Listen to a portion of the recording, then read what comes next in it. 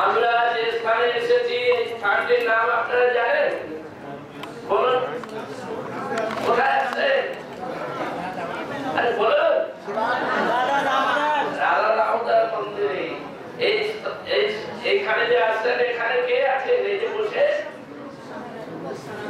রূপ গোস্বামী, জয় রূপ সনাতন ভট্ট রঘুনাথ সজীব গোপাল ভট্ট দাস রঘুনাথ, এই ছয় গোসাই করি চরণ বন্দন, যা হইতে বিঘ্ন নাশ অভীষ্ট পূরণ। এই ছয় গোসাই জবে প্রজে কইল বাস, রাধা কৃষ্ণ নিত্য লীলা করিল প্রকাশ। এই যে রূপ গোস্বামী, সনাতন গোস্বামী, জীব গোস্বামী, গোপাল ভট্ট, রঘুনাথ দাস গোস্বামী আর রঘুনাথ ভট্ট গোস্বামী, এই ছয় গোস্বামী বৃন্দাবনে আসেন। যখন বৃন্দাবন লুপ্ত হয়ে গিয়েছিল, জঙ্গলে পরিপূর্ণ, কিছুই নাই, যমনের অত্যাচারে সব আচ্ছাদিত, ঢাকা পড়ে গিয়েছিল, সব নাম ধাম ভুলে গিয়েছিল।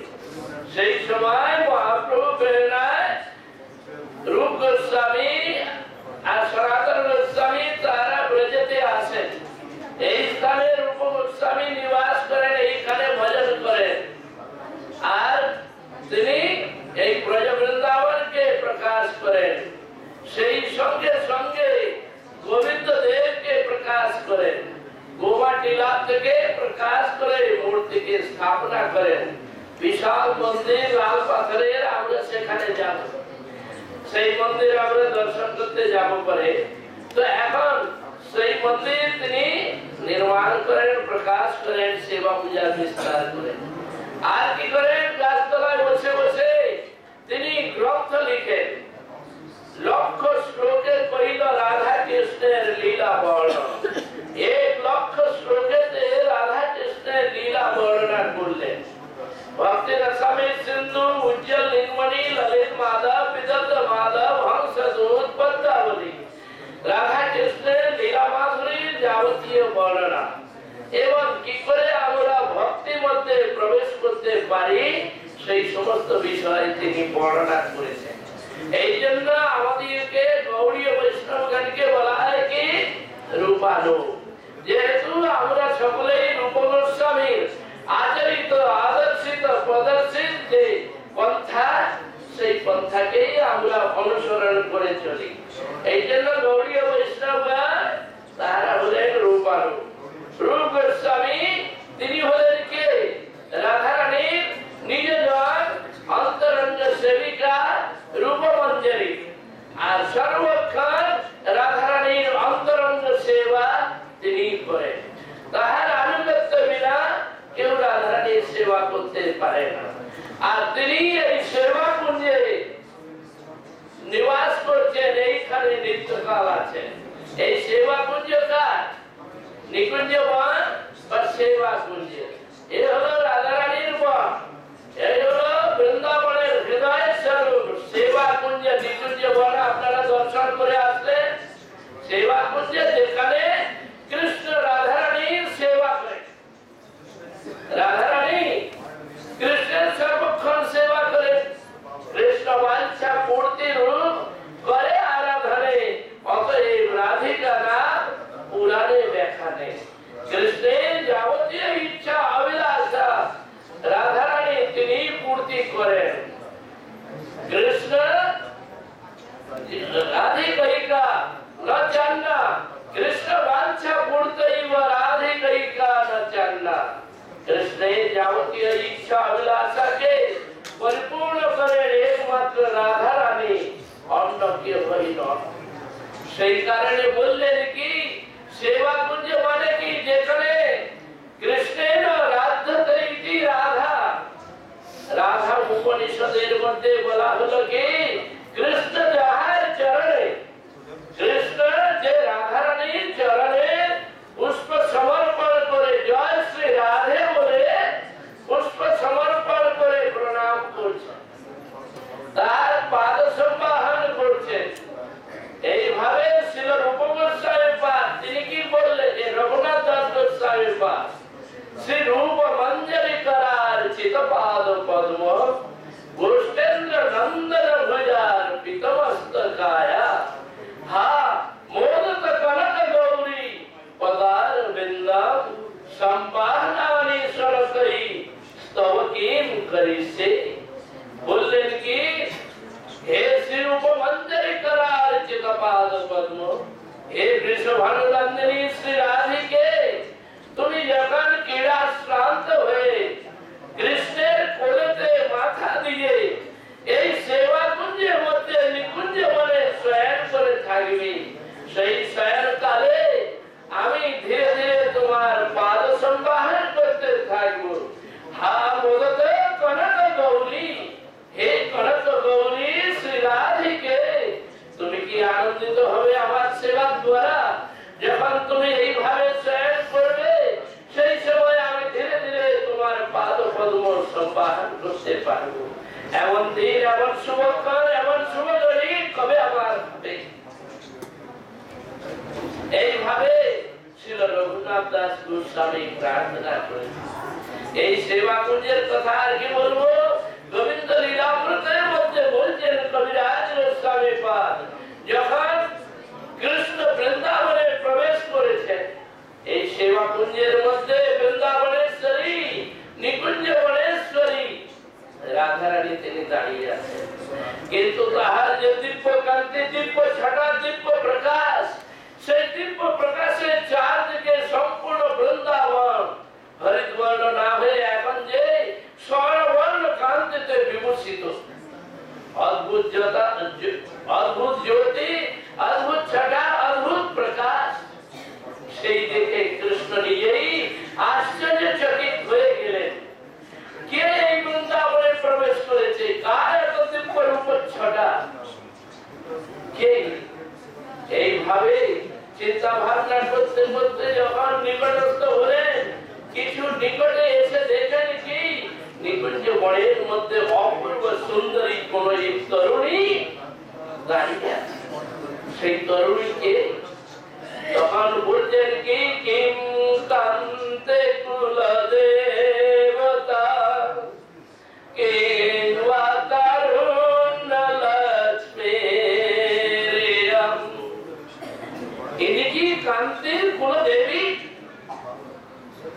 তরুণী লক্ষ্মী দেবী অথবা ব্রহ্মাণী রুদ্রাণী ইন্দ্রাণী এদের মধ্যে তো কেউ নয় যদি এরা কেউই হয়ে থাকবেন কেউই তো আমার হৃদয়কে আকর্ষণ করতে পারে না কেউ আমার মনকে চুরি করতে পারে না একই রাধাতে সম্ভব একমাত্র রাধারানী তিনি আমার মন প্রাণ হৃদয়কে হরণ করতে পারে তাহলে সেই আমার হৃদয়ের আনন্দ বিধাত্রী বৃষভানুনন্দিনী শ্রী রাধা না অন্য কেউ এই চিন্তা ভাবনা করে তিনি যে বুঝতে পারছেন না এত দিব্য রূপ এত ছটা এত জ্যোতি যখন নিকটে এসেছেন নিকটে এসে রাধারানীকে যখন দর্শন করছেন দেখেই তিনি মুক্ত হয়ে গেলেন আত্মহারা আত্মহারা হয়ে সুদবোধ হারিয়ে ফেলেছেন এমন সময় ছিল প্রভুদানন্দ সরস্বতী মহারাজ একটা শ্লোক লিখে গেছেন বেণুকরান নিপতিতম স্খলিতম শিখণ্ডম ভ্রষ্টং চ পীতবসনম ব্রজরাজসুর যস্যা কটাস সরাঘাত বিমূর্ছিতস্য তম শ্রীরাধিকা পরিচরামি কদা রসেন বেণুকরান নিপতিতম কৃষ্ণ এসে রাধারানীর সামনে দাঁড়িয়েছেন রাধারানীর অঙ্গ জ্যোতি দিব্য ছটা দর্শন করে এমন ভাবে শুধু হারিয়ে আত্মহারা হলেন যে নিজের কোনো আর ঠিকানাই থাকলো না বেণুকরান নিপতিতম হাত থেকে বংশীটা পড়ে গেল স্খলিতম শিখণ্ডম মস্তক থেকে মোর মুকুট সেও আমার ধরাশায়ী হয়ে গেল তারপরে প্রস্তন্ত পীতবসনম, গলার উত্তরীয় বসনটি দুপট্টা বসনটা সেটাও পড়ে গেছে। কৃষ্ণের এখন সুর নাই। প্রস্তন্ত পীতবসনম ব্রজরাজসূর, ব্রজরাজ নন্দনের এই অবস্থা। এমন মাতপাড়া হয়ে গিয়েছে যে এইগুলি আর সুদবুদ নাই, তিনি নিজেও জানেন না কখন কাপড় পড়ে গেছে, কখন মোর মুকুট স্খলিত হয়ে নিচে জমিতে আশ্রয় নিয়েছে, আর বংশীর পড়ে গিয়েছে জানা নাই। সুদবুদ হারিয়ে ফেলেছে।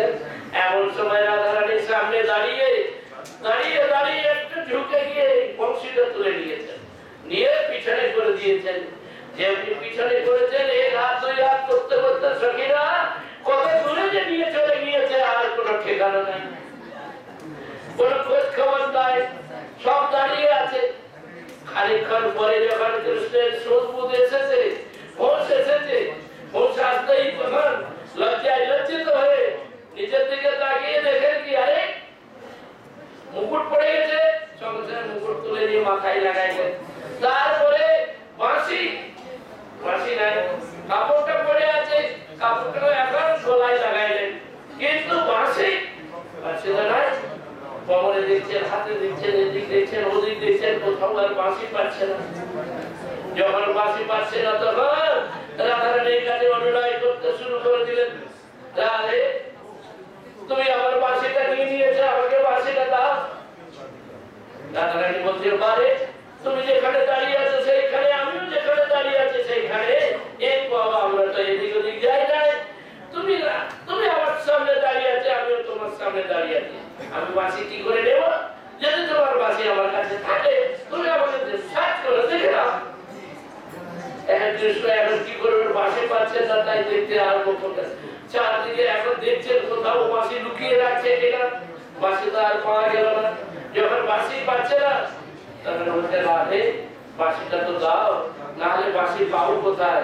রাধারানী বলছেন হ্যাঁ তুমি কোন পুঞ্জে গিয়েছিলে, কোন কবির কাছে, বাঁশি এখন সেইখানে ছেড়ে এসে এখন আমার নামে বদনাম দিচ্ছ, আমার কাছে বাঁশি নাই, তুমি তো পেলে না, আর আমার সখীরা দাঁড়িয়ে আছে দেখ না।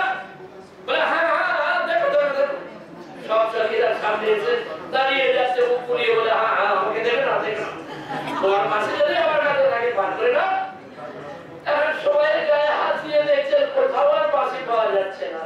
যখন বাঁশি আর পেলেন না তখন চোখের জল ফেলতে লাগলেন, রাধে কারো না বাঁশরি মেরি, রাধে আমার বাঁশিটা দাও, নাহলে আমি গরুগুলিকে কি করে কন্ট্রোল করবো, চারদিকে যে ছড়িয়ে ছিটকে যাবে, অতএব বাঁশিটা দাও। এই বাঁশি ছাড়া তো আমার আর কোনো উপায় নাই, এই বাঁশিটুকু দাও। আর গোপীরা কি বলছেন, হে রাধে, হে শ্যাম সুন্দর, হে রাজকুমার, আরে তুমি তো রাজকুমার, কালকে তুমি যুবরাজ হবে, তারপরে রাজা হবে, এক গাঁট বাঁশ, তার বিনা পয়সা মূল্যও নাই, কানাকড়ি মূল্যও নাই, আর কেউ ঘরেও রাখে না, ফেলে দেয় বাইরে। তো এই বাঁশের বাঁশি এক টুকরো বাঁশ, সে যদি চলে যায় তার জন্য কেউ হায় হায় করে। তুমি এইটুকু বাঁশের জন্য এত কান্নাকাটি করছো, এতই তোমার হায় হায়, তাহলে তুমি রাজা হয়ে কি করে প্রজাগণকে পালন করবে, আমাদের পালন করবে না শোষণ করবে? বল কৃষ্ণ কি করবেন, কিছু উত্তর দিতে পারছেন না, বাঁশি ছাড়া হলে চলবে না, এইভাবে কান্নাকাটি। তখন রাধারানী বলছে আরে সখীরা কারো কাছে কোথাও বাঁশি থাকে তো কোথাও একটা কুড়িয়ে টুড়িয়ে আলো আর কি দাও, একটা বাঁশের টুকরা একটা কোথাও থেকে দিয়ে দাও, যাক বাজাতে থাক। তখন গোপীরা এখন বাঁশি নিয়ে এসে দিচ্ছে, যখন দিচ্ছেন তখন কৃষ্ণের মনে শান্তি। এইভাবে সেবা করতে যেখানে সখীগণ নানাবিধ ভাবে কৃষ্ণের সঙ্গে আস পরিহাস করছেন, রাধারানীর পরিচারিকা হয়ে যাদের এত গর্ব, এত সাধ, এত মহিমা, যে কুঞ্জেতে সখীগণের পায়ে পড়ে রাধারানীকে মানাবার জন্য সখীগণের পায়ে পড়ে কাকুতি বিনতি করছেন, এমন যে সেবা কুঞ্জ নিকুঞ্জবন। আর সেই বনে আমাদের যোগগুরু শ্রেষ্ঠ ছিল রূপ গোস্বামী পাদ এই স্থানে ভজন করছে তাহার চরণে আমরা কৃপা ভিক্ষা করি তিনি যেন আমাদের প্রতি অহেতুকি কৃপা করুণা বর্ষণ করেন কেবল দৃষ্টিপাত যদি করেন তাতেই আমাদের হৃদয়ে সঞ্চার হবে কিছু ভক্তির সঞ্চার হবে তা না হলে আমরা কিছু বুঝতে পারি না তাহারই কৃপা প্রার্থনার জন্য আমরা